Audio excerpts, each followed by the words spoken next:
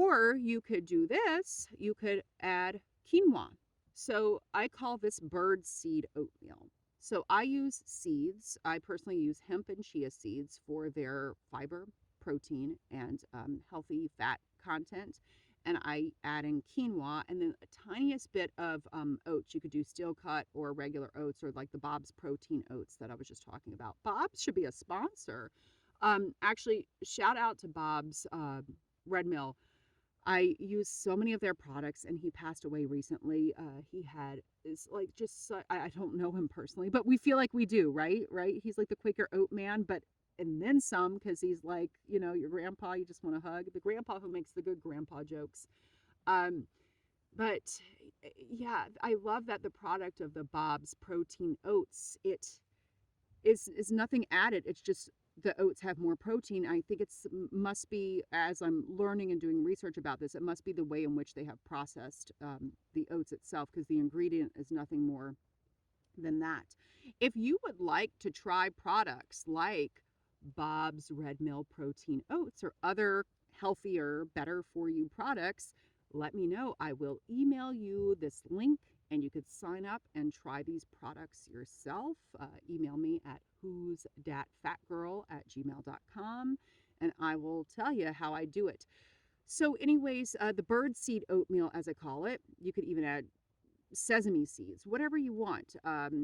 But hemp, chia, and cook the quinoa in advance. I like the quinoa. It's a rock star because it's a plant protein, as we know. It's a complete protein, which means it has all the 9 essential amino acids that our bodies cannot make on our own.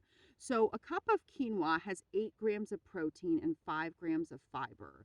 But then a cup of oats has 8 grams of fiber and 10 grams of protein, which essentially sounds like it's more, but the balance of the two are essentially what you want. And I've noticed for me, it keeps me feeling fuller longer when I do like a 3/4 ratio of the oats, 3/4 of the seeds and the quinoa. So hemp, chia, quinoa, 3/4, and then the other quarter is essentially the oats, be it steel cut or the Bob's protein oats or any kind of oats you have. I hope that that kind of makes a little sense. Obviously, unsweetened almond milk and whatever kind of ways you want to spice it up. Now, here's the deal. If you have oatmeal, adding a ton of like dried cranberries, brown sugar, a ton of additional added sugar, that takes away the benefit, right? So it's going to create that blood sugar spike that we're trying to avoid. So that's why I would just sweeten it with a quarter of a banana or even an eighth of a frozen banana and mix it in. That's what floats my boat.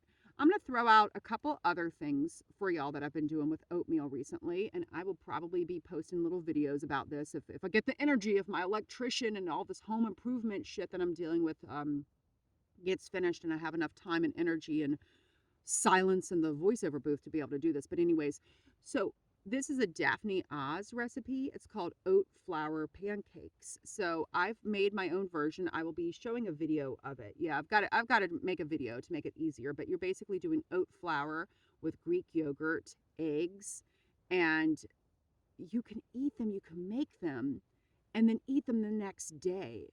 And that's one thing that I was really living on for like a week while I was working on set. We had the most horrible experience and most horrible breakfast. Like no proteins, just like nothing but like serial killers basically for you. They were definitely going against our contract, our union contract, or our human contract at that. Not a great breakfast. In fact, I got food poisoning on that set. But anyways, I was so glad that I had brought my oat flour pancakes, and I would just eat them cold with like a little bit of peanut butter on them. So head to my Instagram and or my YouTube. I will be making the full video of that, but it's basically adapted from a Daphne Oz recipe. So my recipe has a lot more protein in it. I also make like what I call I just said oat egg bars. So I will also be posting that Instagram, YouTube. Just go follow me on all those social media things. It drives me crazy, but we must do that in order to get the word out. So friends, please, I could use y'all's help. Who is that? A new character? But I could use your help with that. Anyways, the oat egg bars are basically oatmeal and chia seeds, and a lot of eggs. I'm the type, I have to disguise my eggs, but these oat egg bars are wonderful because you don't have to reheat them. You don't have to reheat the oat flour pancakes, like I said, but the oat egg bars are like a really unprocessed, healthier. God, the term healthy is so loose here, but higher protein content. Uh, Protein bar, if you will. You could eat them for breakfast, but I started eating them for protein bars because another thing I've realized, it's better for me to start the day with something completely different than oatmeal.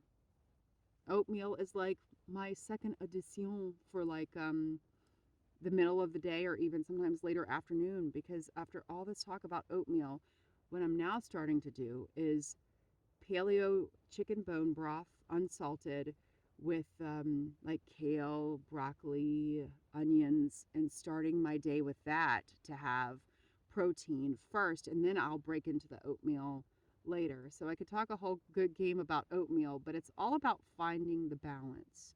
And speaking of, I hope this helps y'all. If those of you may have dogs or just even want more incentive to eat oatmeal. My dog Annie has IBD, irritable bowel disease, which, according to the vet and WebMD, is worse than irritable bowel syndrome. So she'll sometimes like just randomly like throw up, and we're like, "What's going on?" And oats have really helped her. So one of my best girls, Carly, was like, "Get her on kind of like a stomach friendly diet." So she's on a gut health diet, but I add oats to it because of the because of the prebiotics. And it has really helped her, as well as a tiny bit of goat milk yogurt for the probiotics. So, needless to say, Annie loves overnight oats, but hers are obviously made with just water and oats, or a little bit of turkey broth, like from boiling turkey that I have frozen, and oats, or a tiny bit of chicken broth that I've made, and oats. If you're giving your dog broth, make it yourself from just the meat. A lot of broth has added stuff to it, like so I must go on that tangent. Who knew we were going to get a little bit of a dog tip here? But needless to say, there's something to be said about something as simple and wonderful as oats. So thank y'all so much for bearing with me. I go through like a little weird time. I think a lot of us are a little mashug right now, a little mashugana. So thanks everyone for listening. Thanks so much for listening, y'all. It is my hope to inspire, uplift, and entertain you with this Who's Dat Fat Girl podcast. So, if you're hungry for more, you can book me to speak or perform my solo show that inspired this podcast, Fat Girl Costumes, written by yours truly and directed by Brian Lady at your virtual or in-person event. Please visit brookhoover.com/fluffybuttproductions or email me at contactbrookhoover@gmail.com for more info. And let's follow each other on Instagram. I'm at Brooke Hoover, and the O's in my name are not the letter O, they're zeros. Not because I want to be a size 0, but because I guess I'm just so clever with my late 90s Yahoo self. And if you like this podcast, which I really hope you do, please give me a 5-star rating and write a review on Apple Podcasts. And most importantly, share this with your friends, family, and other people you may know who are as fat as we are. That's fat with a PH.